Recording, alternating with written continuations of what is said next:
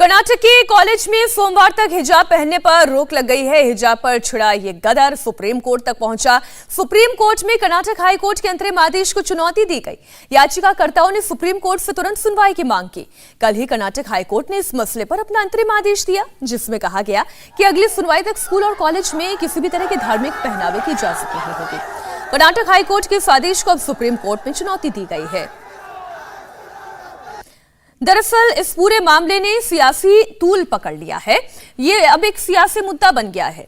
हिजाब freedom of choice के तहत, संविधान के तहत कुछ लोग कह रहे हैं कि इसे चैलेंज नहीं किया जा सकता, तो वहीं कुछ लोगों का मानना है कि स्कूल कॉलेज का अपना एक ड्रेस कोड होता है, एक नियम कायदा कानून होता है, क्यों उसका पालन ना किया जाए।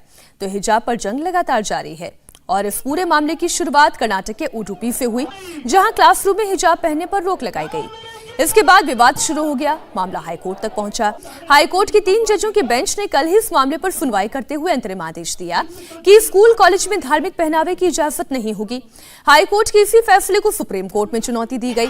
वरिष्ठ वकील और कांग्रेस नेता कपिल सिब्बल ने भी सुप्रीम कोर्ट में याचिका दायर कर दी। कपिल सिब्बल ने सुप्रीम कोर्ट से केस को अपने पास ट्रांसफर करके सुनवाई की गुजारिश की। हालांकि कोर्ट ने इस पर जल्द सुनवाई से इनकार कर दिया। सुप्रीम कोर्ट ने कर्नाटक हाई कोर्ट से जुड़ी याचिकाओं को ट्रांसफर करने से भी इनकार कर दिया।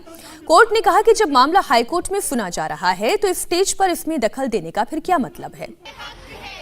आपको बताते हैं कि कर्नाटक हाई कोर्ट ने सुनवाई करते हुए अपने अंतरिम आदेश में क्या कहा है। अंतिम फैसला आने तक शिक्षण संस्थानों में धार्मिक पहनावे की इजाजत नहीं होगी। राज्य के स्कूल कॉलेज को खोला जाए जो इस विवाद की वजह से बंद है। सोमवार को इस मामले की अगली सुनवाई की जाएगी। हाईकोर्ट के आदेश के बाद कर्नाटक सरकार ने सोमवार से 10वीं क्लास तक के स्कूल खोलने का फैसला जारी कर दिया है। इस बीच हिजाब के मसले पर सियासत चरम पर है। यूपी चुनाव में भी इसकी गूंज सुनाई दे रही है। प्रधानमंत्री मोदी ने मुस्लिम महिलाओं का जिक्र करते हुए कहा कि बीजेपी की सरकार ने मुस्लिम महिलाओं के लिए जो कानून बनाए हैं उससे वोट के ठेकेदार बेचैन हैं, इसलिए वो तरह तरह के हथकंडे अपना रहे हैं। प्रधानमंत्री के बयान पर एआईएमआईएम चीफ असदुद्दीन ओवैसी ने भी पलटवार किया। हमने जो 3 तलाक के खिलाफ कानून बनाया है उसने मुस्लिम बहनों को सुरक्षा का विश्वास दिया है। लेकिन साथियों, जब मुस्लिम बहन बेटियों का समर्थन खुलेआम भाजपा को मिलने लगा, जब मुस्लिम बेटियां 1-1, 2 मिनट के अपने वीडियो डालने लगी, भाजपा की सरकार की तारीफ करने लगी, तो जो कुछ वोटों के ठेकेदार होते हैं उनकी नींद हराम हो गई, वो बेचैन हो गए। और इसलिए मुस्लिम बहन बेटियों का उनको हक रोकने के लिए, उनके विकास की आकांक्षाओं को रोकने के लिए नए नए तरीके खोजे जा रहे हैं। वो लोग मुस्लिम बहनों को बरगला रहे हैं ताकि मुस्लिम बेटियों का जीवन हमेशा पीछे ही रहे। प्रधानमंत्री जी, आपका मुस्लिम महिलाओं से मोहब्बत का दावा फरेब है, झूठ है, झूठ है। आपको मोहब्बत अगर होती तो आप पार्लियामेंट में अपनी जो स्पीच हुई राज्यसभा लोकसभा में, आप जो कर्नाटका में बीजेपी की सरकार है, आप उन बच्चियों के बारे में कहती कि बेटियों पढ़ो, चाहे निकाब पहनो या हिजाब पहनो, मगर तुम पढ़ो, पढ़कर काबिल बनो, देश का नाम रोशन करो। अब हमारे साथ संवाददाता गौनिका अरोड़ा लाइव जुड़ गई हैं। गौनिका, आप उत्तर प्रदेश में लगातार कई जिलों में घूम रही हैं, लोगों से संवाद भी स्थापित कर रही हैं। ये हिजाब का मुद्दा उत्तर प्रदेश में कितनी चर्चा बटोर रहा है? देखिए, कल हमने कई मुस्लिम महिलाओं से बात की। कल मैं खुद मथुरा जिले में थी और मथुरा जिले के 2-3 कॉन्स्टिट्यूएंसीज में हमने जाकर मुस्लिम महिलाओं से बात की, तो ये मुद्दा किसी भी महिला ने खुद से मेंशन नहीं किया।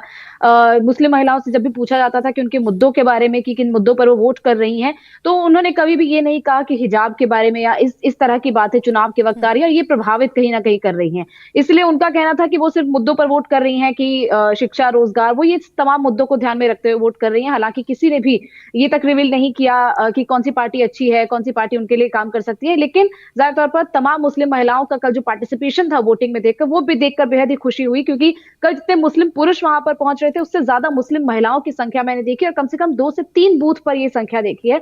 और जाहिर तौर पर ये बेहद ही खूबसूरत तस्वीर थी डेमोक्रेसी की, कि मुस्लिम महिलाएं घर से नहीं, लेकिन फिर गौनिका, और अगर हम ये कहें कि ये मुद्दा सियासी बन रहा है, अगर आम लोगों में कर्नाटक के अलावा अगर ये मुद्दा इतना जोर नहीं पकड़ रहा है, तो क्या सियासतदान इसे एक टॉकिंग पॉइंट बनाना चाहते हैं? हम असदुद्दीन ओवैसी की बात कर ले, पब्लिक रैली में बार बार इसका जिक्र करना। देखिए, बिल्कुल कल जब मैंने कई बूथ्स पर कवर किया तो वहां पर मुस्लिम महिलाएं बुर्के में ही थी, कई मुस्लिम महिलाएं हिजाब में थे, और क्योंकि उत्तर प्रदेश में ज्यादा जो है वो बुर्के का चलन है, ऐसे में तमाम महिलाएं जो वहां पर पहुंच भी रही थी, उन्होंने किसी ने भी इस बात का जिक्र नहीं किया कि ये चीज कहीं ना कहीं उनके वोट को प्रभावित करती है। ऐसे में जरूरी है कि ये बिल्कुल सही बात है कि राजनेता ही सिर्फ इस बात को उठा रहे हैं, लेकिन वो मैसेज अभी शायद उत्तर प्रदेश में नहीं जा रहा है, शायद वो मैसेज अभी महिलाओं के बीच में सिर्फ कर्नाटक तक सीमित है, या फिर 1 से 2 राज्यों तक सीमित है जहां जहां पर विरोध प्रदर्शन हो रहे हैं। उत्तर प्रदेश तक अभी इस प्रदर्शन की या फिर इस पूरे मामले की, पूरी हिजाब रो की अभी तक जो संदेश है या फिर उस चीज का जो लोगों तक संदेश है, वो अभी तक नहीं गया है। ऐसे में ये राज्य अभी कहीं ना कहीं ये कहा जा सकता है कि ये सियासतदानों को मुद्दा बहुत सूट कर रहा है, लेकिन आम लोग कम से कम उत्तर प्रदेश में इससे बहुत ज्यादा अपने आप को रिलेट करते नहीं नजर आ रहे हैं। शुक्रिया गौनिका पूरी जानकारी के लिए। हिजाब विवाद पर आरएसएस के इंद्रेश कुमार ने कहा है कि कुछ चंद कट्टरपंथी लोग हिंदुस्तान को बदनाम करने की कोशिश कर रहे हैं। इस तरीके के हथकंडे अपनाकर कट्टरपंथी लोग मुस्लिम बेटियों को शिक्षा से दूर कर रहे हैं। कर्नाटक के हिजाब विवाद का क्रूर और घिनौना चेहरा सामने आया। कुछ चंद कट्टरपंथियों ने एक मुस्लिम बेटी मुस्कान खान, जो सदा जीन में रहती है, उनके साथ और का दुरुपयोग करके हिंदुस्तान को बदनाम करने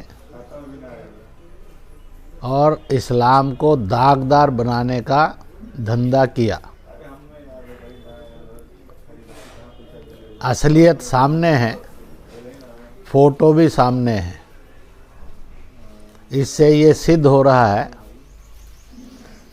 एक तरफ कट्टरपंथी बेटियों को शिक्षा से दूर कर रहे हैं, दूसरी ओर उनके भविष्य से भी खिलवाड़ कर रहे हैं। हिजाब पर कर्नाटक से लेकर दिल्ली तक खूब सियासत हो रही है। असदुद्दीन ओवैसी की पार्टी AIMIM ने दिल्ली में हिजाब के समर्थन में प्रोटेस्ट किया। दिल्ली के शाहीन बाग इलाके में ओवैसी की पार्टी ने एक विरोध प्रदर्शन निकाला। यह विरोध प्रदर्शन शाहीन बाग से शुरू होकर अबुल फजल एनक्लेव की शाहिद बिलाल मस्जिद तक गया। असदुद्दीन ओवैसी की पार्टी ने इस प्रोटेस्ट मार्च के लिए दिल्ली पुलिस से इजाजत ली हुई थी। हिजाब के समर्थन में निकाले गए इस मार्च के दौरान जमकर मजहबी नारेबाजी हुई।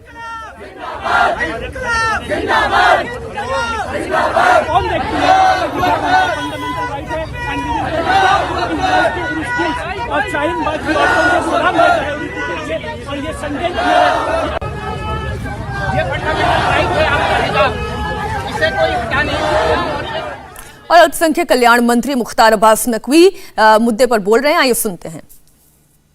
कि जो मुस्लिम बच्चियां हैं उनको मेन स्ट्रीम एजुकेशन से, मुख्य धारा की शिक्षा से मदरसों के कुएं में फेंक दो, जिससे वो ना निकल सकें।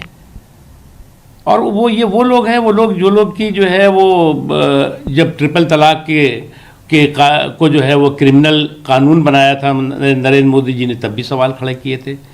ये वो लोग हैं जबकि बिना महरम के हज यात्रा को शुरू किया गया था मोदी जी ने, तब भी उन्होंने सवाल खड़े किए थे।